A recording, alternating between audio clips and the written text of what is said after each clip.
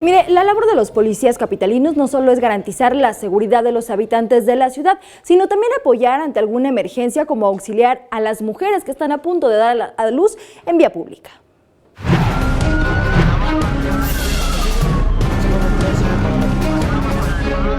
Desde hace 8 años, Armando Gutiérrez es policía en la Ciudad de México.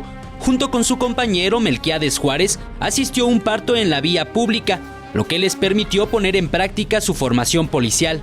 Llegar y apartar a la gente que estaba aglomerada ahí en el lugar para que mi compañero se acercara y atendiera a la muchacha. Asimismo, pedir los primeros, la unidad médica. Melquiades fue quien se encargó de atender el alumbramiento en la vía pública.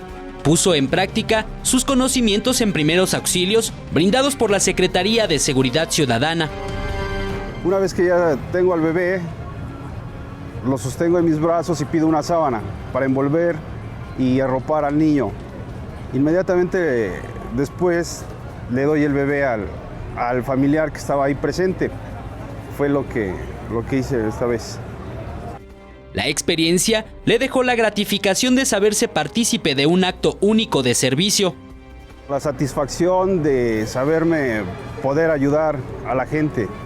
Es la convicción de ser policía y estar aquí para poder brindar la seguridad y el apoyo que requiera las personas.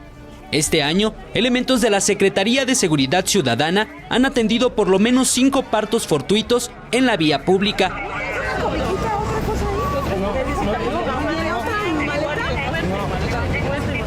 Lo que no sería posible sin la capacitación previa de los elementos a través de su formación profesional. Con imágenes de Liber Rodríguez, Eric Pinto, 21 Noticias.